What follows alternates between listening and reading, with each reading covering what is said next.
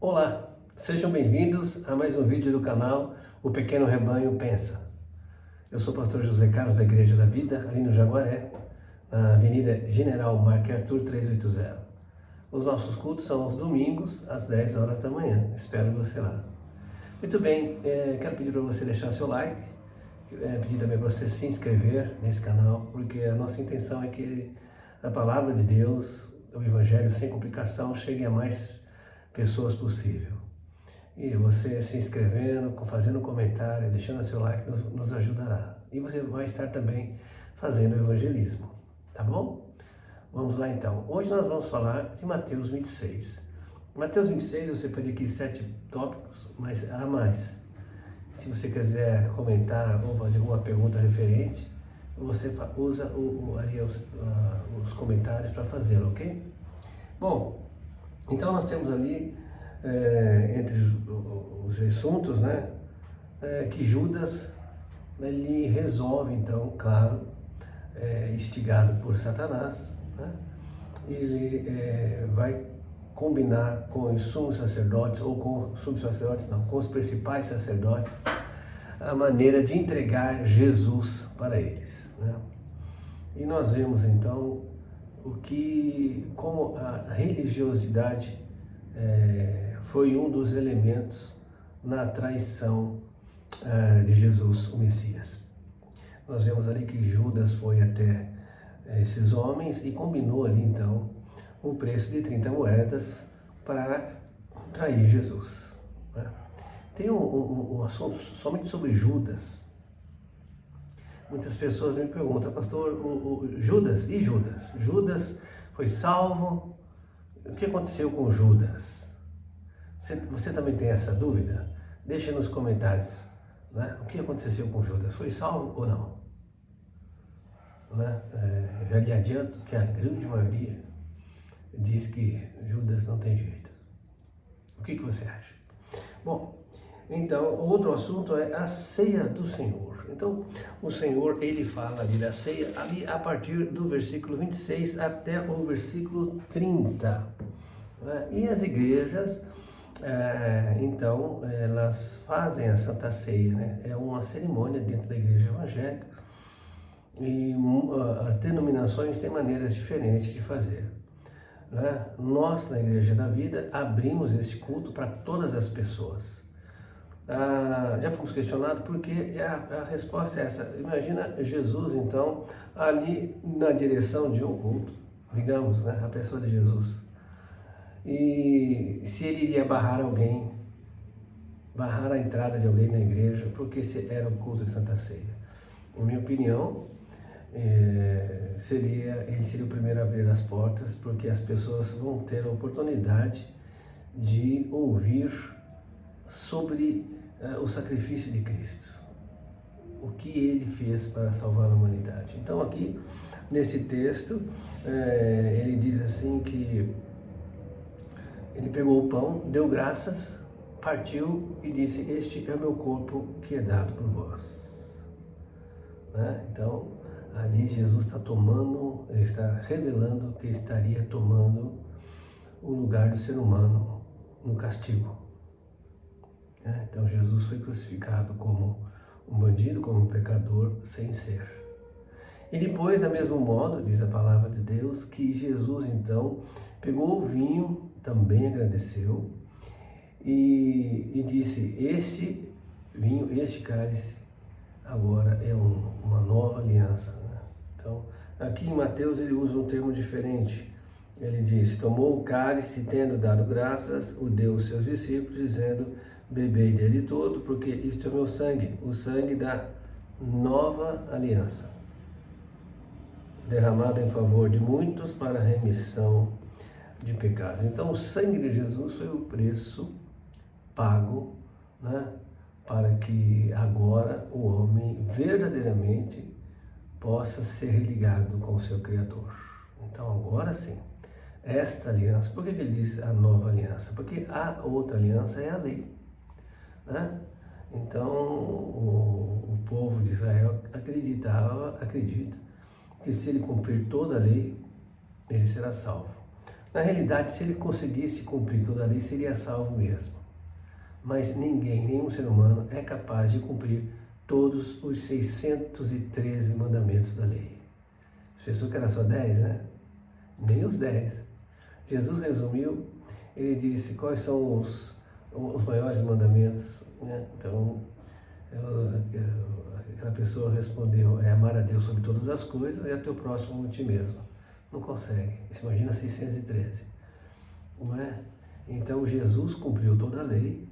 Jesus, então, agora, ele vai inaugurar, após a sua morte e ressurreição, ele vai inaugurar um novo período da história da humanidade, que é a graça, né? Que é o favor imerecido. Agora, essa nova aliança está firmada no sangue de Jesus, que foi derramado na cruz ali, né? Então, é isso que significa a Santa Ceia. Quando Paulo ministra sobre Santa Ceia, ele fala que Jesus disse para ele que quando nós participarmos da Santa Ceia aqui, era para fazer em memória dele. Lembrar do quê? Lembrar do sacrifício de Cristo, tá bom? Tem dúvida? Não concorda? Escreve aí nos comentários, né? Muito bem. O outro assunto que eu separei foi que Pedro foi avisado por Jesus. Pedro e os discípulos. Jesus disse então que nesta noite, Jesus disse, vocês vão se espantar e vão me deixar sozinho, porque está escrito, ferirei o pastor e as ovelhas do rebanho ficarão dispersos. Ele acrescenta, mas não se preocupe, que depois da ressurreição eu vou para Galiléia e ter com vocês. Não é? Então, Pedro se levanta e diz assim, Senhor, de maneira alguma, não, eu jamais vou abandonar o Senhor. Né? Se for preciso, o quê? Se for preciso, eu vou morrer pelo Senhor. Né? Então, a gente acha engraçado muitas vezes essa resposta de Pedro, porque Pedro não sabia o que estava falando. Né? Pedro ainda não tinha capacitação para suportar o que iria acontecer, ele não tinha ainda. Né? Então ele disse, se for preciso nós vamos morrer, né? De modo nenhum te negarei. E os outros discípulos que estavam ali disseram, nós também. Muito bem, e nós sabemos o que aconteceu. Né? Todos os discípulos abandonaram Jesus quando ele foi preso. Logo em seguida nós vamos falar um pouco sobre Jesus no Getsemane e o porquê dos discípulos dormirem. É uma coisa bem simples, né? Bom, simples a parte dos discípulos dormirem, porque a gente às vezes ficamos indignados. Né? Jesus escolheu os discípulos e levou eles para orar ali no Getsemane e eles dormiram. Então Jesus se afastou deles para orar, particularmente com o Pai. Foi onde Jesus disse, né, Pai, se for possível, faça de mim esse cálice, mas seja feita a tua vontade. Jesus orou 3 vezes essa oração, ou essa conversa, teve essa pergunta com o Pai Celestial, né, por 3 vezes. Nas 3 vezes que ele foi e voltou, os discípulos estavam dormindo. Né? Bom, essa oração que Jesus faz mostra, então, a humanidade de Jesus. Jesus sabia o que ele esperava, né? Jesus sabia do sofrimento, sabia o que iria acontecer com ele antes de finalmente ele morrer. E a parte humana de Jesus ali não é que fraquejou, mas pensou numa possibilidade talvez, ou pensou numa outra possibilidade. Mas imediatamente, Jesus, na sinceridade, ele disse, mas Pai, seja feita a tua vontade, e não a minha. Não é da minha carne, mas a tua vontade. Foi isso que aconteceu no Getsemane. E por que o Jesus encontrou então os discípulos dormindo? Há uma explicação científica que quando uma pessoa está muito triste, muito chateada, ela tem muito sono, tem um cansaço ali diferente. E quando Jesus disse aos discípulos que ele iria ser preso, iria morrer, eles ficaram entristecidos. E por isso que eles não conseguiram ficar acordados. Foi mais forte do que eles, né? Então eles adormeceram, foram orar e adormeceram, como acontece muitas vezes conosco. Você vai orar e acaba adormecendo. Coloca aí nos comentários se você ouviu uma outra explicação, tá bom? Muito bem, nós vemos também, separei o assunto, a prisão de Jesus. Na prisão de Jesus, você já viu isso em filmes e tudo mais, que logo em seguida Jesus disse que o traidor já estava chegando, já iria ser preso, e Judas então tinha combinado um sinal com os sacerdotes de que aquele que ele o beijasse, esse seria Jesus Cristo. E foi isso que aconteceu, né? Jesus foi preso ali, houve aquela discussão, briga ou uma reação de Pedro, que ele cortou a orelha do servo do sumo sacerdote. Jesus aqui em Mateus, ele chama a atenção de Pedro e diz: Pedro, guarda essa espada, porque vocês não sabem que quem for querer brigar a espada, né? Quem lançar mão da espada, pela espada será morto. E aí, então, lá no versículo 53, Jesus diz algo maravilhoso aqui que a gente precisa ressaltar aqui. Jesus disse assim: acaso pensas que não posso rogar a meu Pai e Ele me mandaria neste momento mais de 12 legiões de anjos? Então Jesus não foi preso, Ele se entregou. Jesus se entregou por nós. Jesus, Deus, o Filho de Deus, uma das pessoas do Deus eterno, se fez carne e habitou entre nós. Jesus sabia do poder que ele tinha. Jesus sabia. Jesus andou sobre o mar, no meio de uma tempestade. Jesus sabia. Jesus curou enfermos. Jesus expulsou demônios. Jesus fazia qualquer autoridade se calar diante de sua pregação. Jesus sabia quem ele era nesse momento. 100% divino, mas 100% humano também. Jesus, então, não foi preso. Ele se entregou por nós, por você, por mim, por toda a humanidade. Um outro assunto é Jesus ali perante, então, o Sinédrio. Então, olha o que a religião fez, né?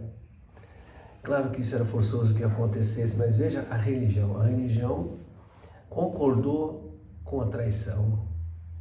A religião, ela quebrou as regras da própria religião, né? A lei, eles não podiam julgar um homem de madrugada. E Jesus foi julgado ali pelo Sinédrio de madrugada. Eles forjaram testemunhas, eles subornaram testemunhas falsas, né? Então, a religião, a religiosidade, ela não tem escrúpulos para alcançar seus objetivos, não tem escrúpulos. Precisamos tomar muito cuidado com a religiosidade. Foi isso que Jesus disse: cuidado com o fermento dos fariseus. Não é? Você já ouviu isso, né? Então, o Sinédrio cometeu uma série de irregularidades. E Jesus, então, foi preso, foi julgado e condenado, né? Mesmo sendo inocente. E, por fim, nós vemos ali, então, se cumprindo a palavra que Jesus disse para Pedro: Pedro, você vai me negar, né? 3 vezes antes que o galo cante. E Pedro achava que não. Agora, o grande motivo de Pedro negar a Jesus é porque o preço não havia sido pago ainda, embora Pedro acreditasse em Jesus, porque ele viu tudo que Jesus fez, né?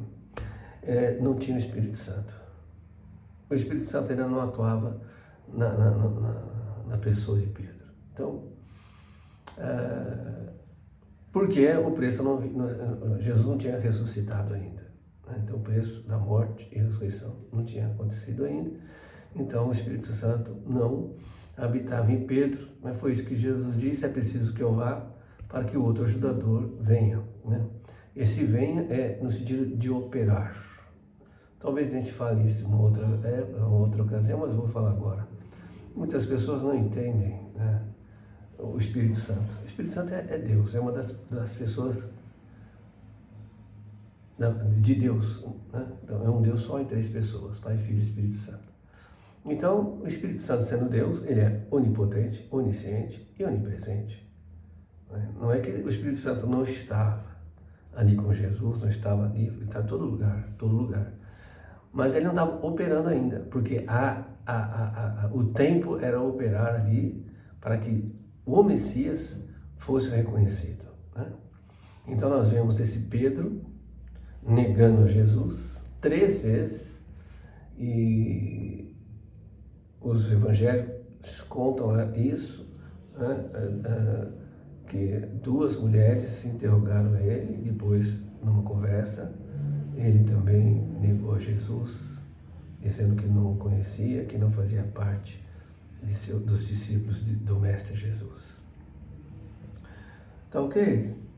Então, foram esses assuntos que nós abordamos hoje de Mateus 26. Eu espero que você tenha gostado.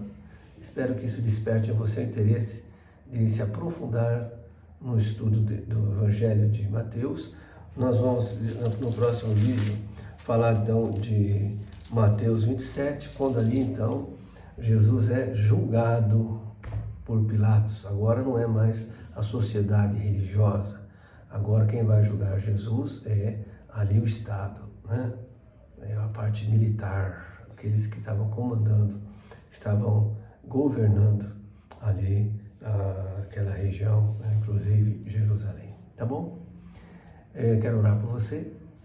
Não sei o que você está passando, mas Jesus sabe, o Pai Celestial sabe, o Espírito Santo sabe. Então eu vou orar por você e pedir que o Senhor opere na sua vida, tá bom? Senhor Deus, Pai, Filho e Espírito Santo, neste momento eu peço a Tua bênção sobre esta pessoa que está assistindo esse vídeo. Que o Senhor conceda o desejo do coração dela, que o Senhor abençoe a casa dela, abençoe o trabalho, abençoe os planos, abençoe a saúde física, mental e espiritual, que haja cura, que haja fortalecimento, que haja alegria, que haja da Tua paz. Em nome de Jesus Cristo, nosso Senhor Salvador. Amém. Amém. Um grande abraço a todos, até o próximo vídeo, fiquem com Deus.